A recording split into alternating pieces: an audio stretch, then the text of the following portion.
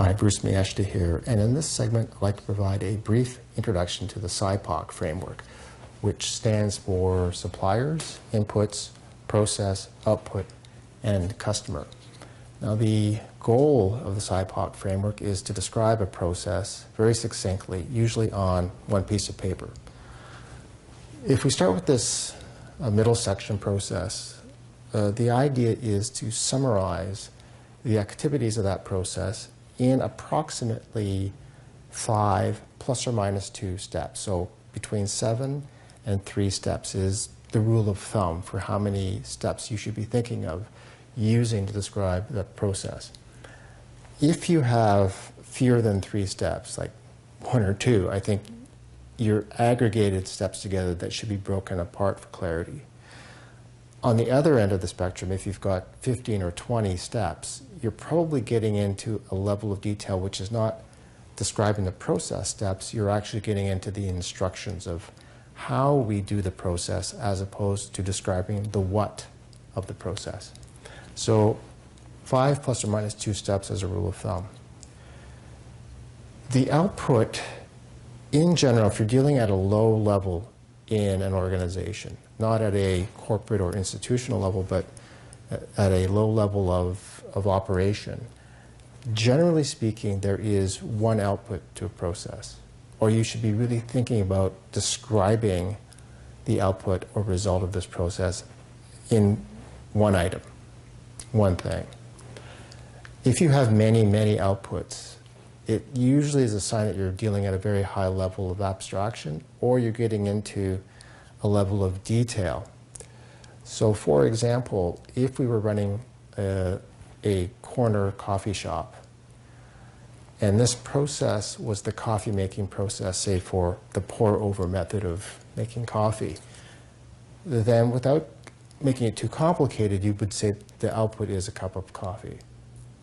Now there's many types of coffees and so forth, but that would be a more useful description of an output than listing dozens of types of coffees. Customer can be internal or external to your organization. So internal could be another department. External could be the government, for example, or the final end customer. The customer could be a person. So a person inside your organization or outside of your organization receives the output. It could also be another machine or piece of software that is the customer, if you will, of the output of this process.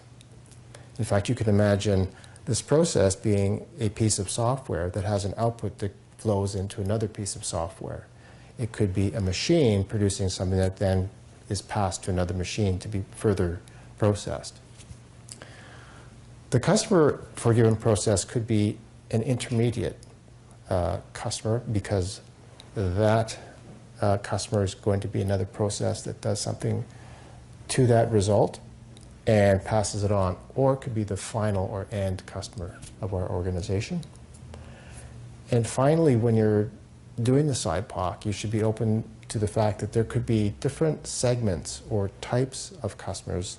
So for example, you might have a customer in this coffee shop example that is business people that are in a rush to get to the office versus people who are coming to the coffee shop and they're going to stay there and work on their laptop. In a previous video, we talked about the different types of inputs, these 5 types: tools, energy, materials, people, and information. What we want to do in the SIPOC is to briefly describe the suppliers of the input or inputs that feed into this process.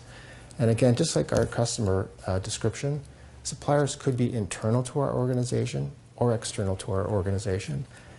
A person might be supplying, say, the information that we need, or it could be another machine or piece of software that supplies the input in question.